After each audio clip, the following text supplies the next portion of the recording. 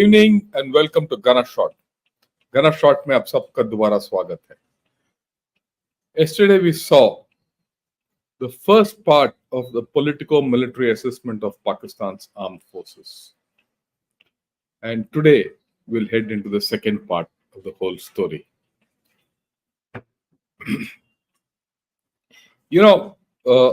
Pakistan Army and the armed forces are a very interesting lot. And to understand them, it takes a long time. That is why I'm giving it in bits and pieces to you. You saw the military part of it yesterday, and today we're going to see something else. And we'll get to that. Right. We need to understand, just to reiterate, I showed this yesterday also. We are mainly talking of the Pakistan Army. The Air Force and the Navy are its tactical handmaidens. But the Navy and the Air Force are part of the loop and completely part of the system which hates India and also milks the nation. Right. Having said that, this is where I derived everything from. What Stephen Cohen said. There are armies which guard their nation's borders. We spoke of it yesterday. There are armies which are concerned with protecting their own position in society. We'll talk of it today. And there are armies which defend the cause and an idea. We'll talk of it tomorrow. But the Pakistan Army does all three.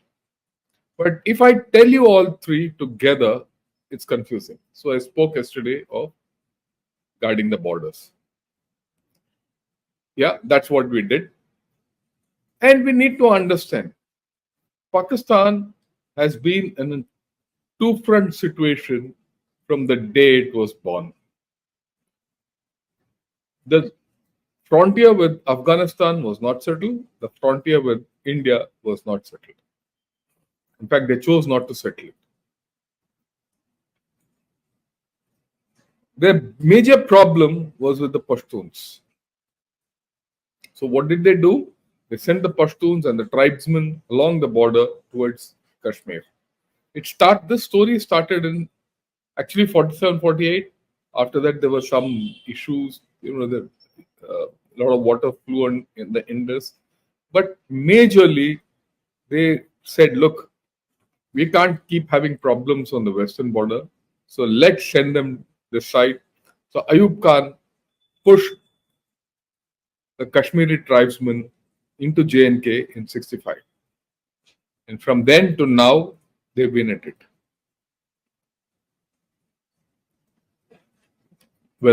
And then in between, there's this time when they formed the Mujahideen and sent the Mujahideen into Afghanistan when USSR was occupying Afghanistan. That was only the time when they didn't concentrate too much on Kashmir. When the Afghanistan war or USSR had broken up and they were withdrawing, in the early 90s, they had a problem. What do they do with all these armed militants? So they put them back here. This cycle went through. And finally, as India grew and Pakistan remained stunted, this problem got back to them. Now they have to live with it. And I also said yesterday that as Pakistan weakens, it will weaken. There's no doubt about it. Right? It will find alliances with UAE, Saudi Arabia, USA, China, and Turkey. It will trade its geopolitical location to do all this. So this is par for the course. And this two-front equation is now permanent. And then, of course, I spoke about the character of the armed forces, that the Pakistan Army still remains continental force. But the Air Force, Navy, and the Army are still professional. We have to never discount that. The Navy is a fledgling arm about to take off. The Air Force has shackled the Pakistan Army to large extent. It will continue to do so. But all put together, they are aggressive. They have very little to lose, hence they'll throw caution to the winds. Initial surprise and aggression will always be a feature of Pakistan Armed Forces. And I spoke that they're going to be a first half armed force. So today we'll talk of something very interesting, which is very peculiar to the Pakistan Armed Forces, protecting their own position in their society. In simpler terms, it is getting hold of the governance. Now let's look at the governance models of Pakistan. From independence 1947 to the time Ayub Khan became the defense minister in 1954. It was a strange arrangement where Ayub Khan was the chief of army staff and also the defense minister. That was the time when they entered the politics of Pakistan formally. From 47 to 54 was 7 years of a suited civilian government. It was very clear by then that the civilian government couldn't carry on. Right? And soon after that, in 1958, Ayub Khan took over and declared martial law. But the period from 54 to 58, if you see in their history, the takeover by Ayub Khan was facilitated by the politicians. Right? And from 58 to 2008, right? I wouldn't say 58 to 2008. Actually, you look at it from 54 because that is when the civilians started getting booted out, the suited getting booted out. So for 50 years, the civilians were booted out intermittently, barring the period when in between Bhutto was the prime minister. But Bhutto was also the chief martial law administrator. For 54 years, the civilians were booted out. The army was in power. Right? And then, ever since Musharraf was deposed in 2008 till now, it is 16 years where the civilians have been voted out. So first, you had a suited government, then a booted out civilian government. Now, the civilians have been perpetually voted out. And how has this been done? This has been done by having a hybrid government. You had prime ministers being removed, elections taking place, elections being rigged, everything by the army. And if you look at it, the PDM 2.0 is also called the hybrid 2.0. But the hybridity of Pakistan government goes back. If you see this, you'll see that, I mean, this is common knowledge. I'm just putting it in a formative way. That the Pakistan army is fully entrenched in governing the country. You cannot think of governance without the Pakistan army there. Okay. Pakistan is a strange state where the center of power is the army and the center of governance is the state or the government. The government governs, but the power resides in the army. And this is something which we have to understand when you do this politico-military assessment. The army has progressively taken over the state to control it, but yet it remains separate. The power remains separate, untouchable.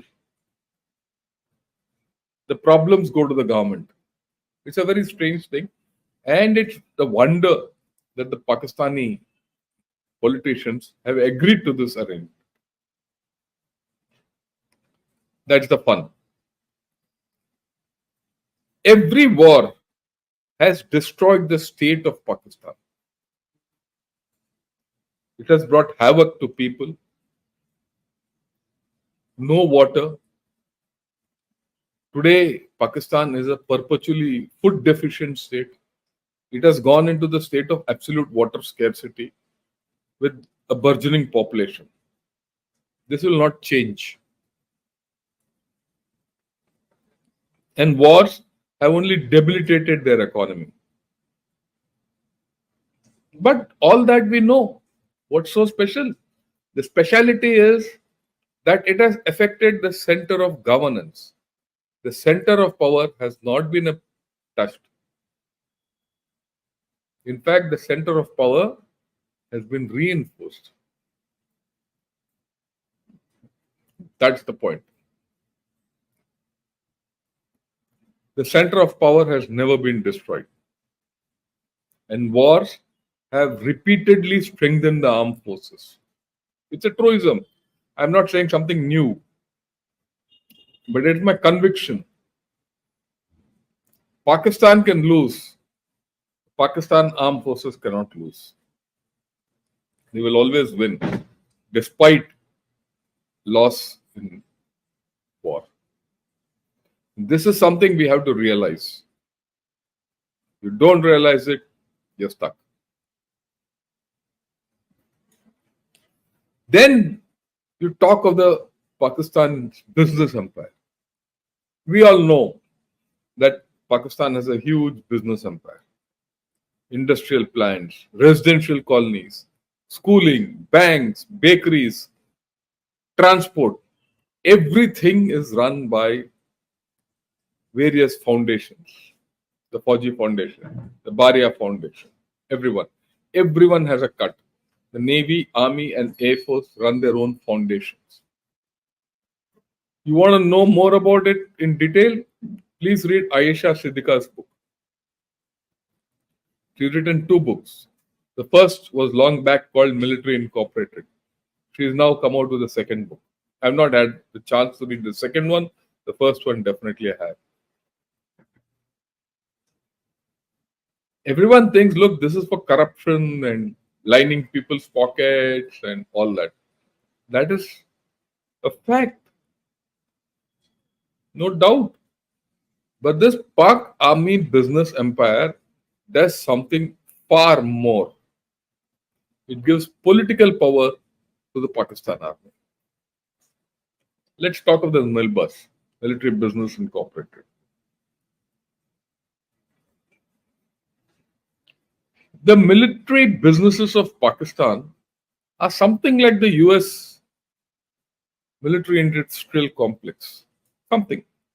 Or the same, even the PLA in China was extensively involved in businesses till Xi Jinping came and broke them.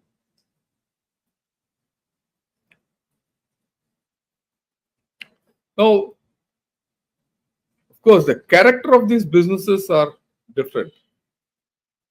But the business is there. I told you, I've shown you through that cartoon what all are there. Now, all 3 services are part of this military business empire. What is interesting, the military capital of the armed forces, which is not given by the state, is not part of the defense budget. They are the biggest business in Pakistan. Like I said, they're into everything. Now, what have they done? They've systematically transferred funds from the public to the private sector of the military business system. All contracts, military contracts, are given to their military businesses. No one can come in and take a contract. They are the biggest private landowner. Every Pakistani senior officer is involved in dealing in land. Now, as a result, the Pakistan armed forces are economically strong, independent of the state. It is not individual. The system of the Fauj and the veterans put together are the strongest business empire in Pakistan. It gives them economic strength. And that economic strength gives it political strength. It also gives them political autonomy from the state. And it gives the Pakistan Armed Forces economic independence. Just think, slowly Pakistan Armed Forces have been taking over every facet of the industry. Now, they took it to a very high level where in 2019, if you remember, we all know it, I'm not just reiterating these facts. The army chief, Javed Bajwa, he became the member of the National Development Council to reinvigorate businesses and investment into Pakistan. He didn't succeed. But his presence on that board, when the Prime Minister was the head of the National Defense Council, meant something. The Prime Minister was devalued. He used to sit in the chair. Imran Khan used to sit in the chair. And this fellow used to sit somewhere else. But he was the chap who was running the show. So from normal government, normal elections, everything, taking care of the borders, taking care of diplomacy, they caught hold of the economy. They caught hold of the economy internally, externally, anyway, the military businesses handled the economy. Now they've taken it to a different level. In 23, that is last year, Asim Munir set up the SIFC, Special Investment Facilitation Council. Now, what did he do? He went around the Gulf states, he went around UAE, all that. He went to China also. He came back and he said, I will get $20 billion worth of FDI into Pakistan in the next 2 to 3 years. Everyone has promised me, I'll take it. And hence, I need to set up a special investment cell which will monitor all this money coming in and regulate and get FDI into China. And it will never come. But that SIFC has strengthened. So the complete economy of China, he's made a shortcut directly through the SIFC to the businesses and all economic activity of Pakistan. And he controls them.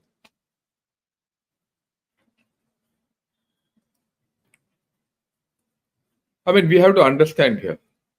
Pakistan has a capability of absorbing about maybe $1 billion a year FDI. $20 billion hogwash. And no one is going to give them because everyone knows whatever money is being given to Pakistan as debt will never be repaid back. You'll get services from it, but not repayment of debt. So that's why I said the governance model in Pakistan is today that Pakistan can do what it wants. It can go into debt, shed, everything. Pakistan, the army won't let Pakistan collapse. People won't like army to step out. Because countries like China, USA, Turkey and UAE and Saudis prefer to deal with the army. Now, the Politico economic strength gives the Pakistan Armed Forces access to unfettered military budgets. It doesn't matter what the budget is. It doesn't matter what is the overall economy is. Pakistan Armed Forces will take what it wants and then leave the rest to everyone else. So that is why you have defense budget growing by 15% in a year. Economy, GDP is all, it can go to the dogs. Okay. And this is how it varies, this graph. Not so Pak efforts to revive economy. Yeah, it's never Pak. It's all Pakistan Armed Forces. And then they control the media, information, narratives. How, I mean, it's the basic question today. How does Pakistan cement its place in society and guard its position and control its position? It's got hold of the governance over the past 70 years. Nothing but the governance is separate. It gets stronger with every loss in war. It has its own money through which it controls the government. And then the media. Sab kuch hai. What is? You have to start. The political and economic control enables control of and discipline of the media. Because you have money, you control. Haven't you seen it here? Big wigs who have economic muscle take over media. Today you don't have hardly any free media in India. Free electronic media, TV. TV channels are owned by some interested party or the other. Same thing has happened there. Only thing in Pakistan, it is complete. Okay.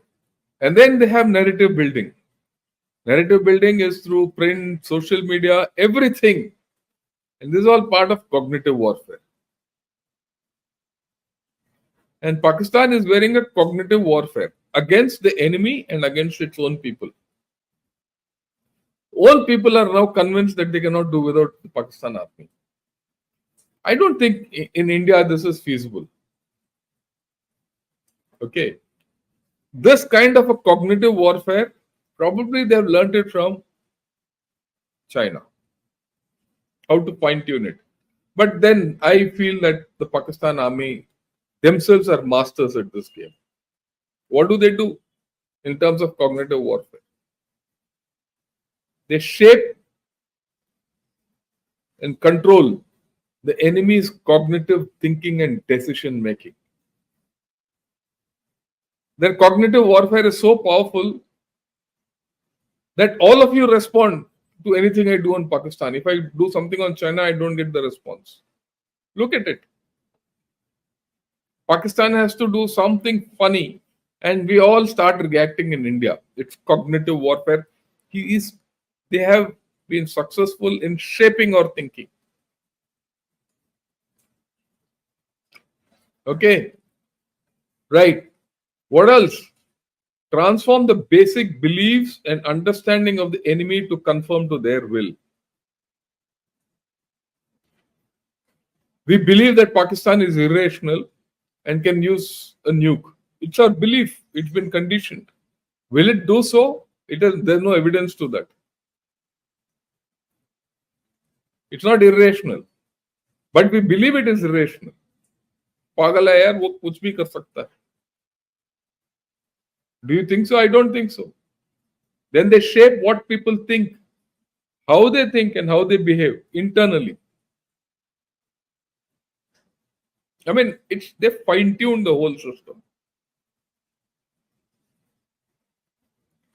And then they fragment relationships and alliances.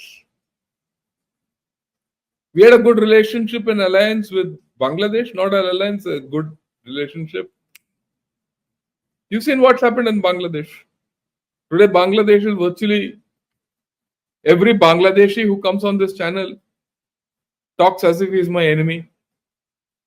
I'm going to do a thing on, to tell Bangladesh who are your real enemies and who are your real friends. They have to take a choice.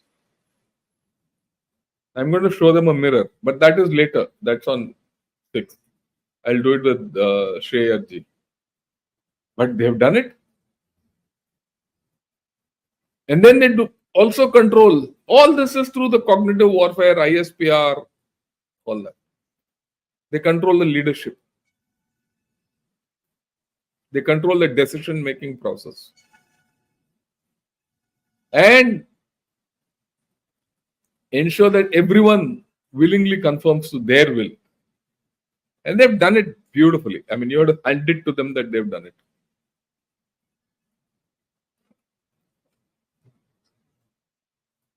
The thing here is something very important we must. Today we are living in an age of narratives in information warfare. The attack of the next generation will come as a surprise because we don't know what they're going to do, how it's going to come on us. Will it come in the J&K elections which are to be held or elsewhere? You do not prepare for it. You do not understand what they're doing. This is like suicide. Period. You have to understand what these jokers are up to. You have to control their narratives. You should not react to their narratives. The amount of comments I got on the first,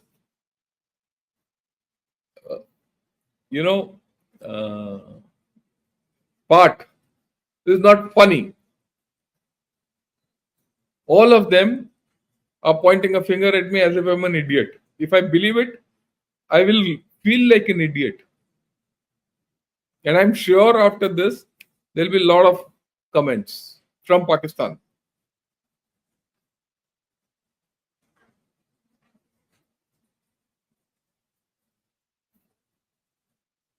Look, the man behind the gun is more important. It is the brain in the man behind the gun which is even more important. How his mind space is shaped will determine who he targets, when, where, and how he presses the trigger. If you cannot control the mind, rather, if you control the mind, you control the target and the trigger. This is the belief system of the Pakistan Armed Forces, and they've been doing it successfully. Just instead of saying man behind the gun, substitute leadership for man behind the gun. So they're targeting your leadership day in and day out. And they have a center, and this they've given to the Pakistan Air Force. And they believe that the brain will be the battle space of the 21st century. They understand it better than us.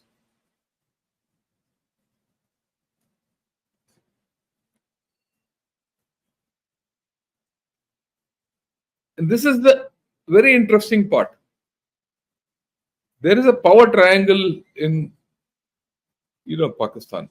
And this power triangle, the shape and size of this triangle changes. And the triangle has army at the apex, elites, that is the political elites, PPP, PML, and PTI at one end, and the judiciary is the third leg of this triangle. The army and the judiciary, plus any one or two parties, will be greater than the others. So what does the army always do? If you see, they keep the judiciary on its side, and one party they'll propagate. They did it with Imran Khan, PTI plus judiciary plus the army. PPP and PMLN out.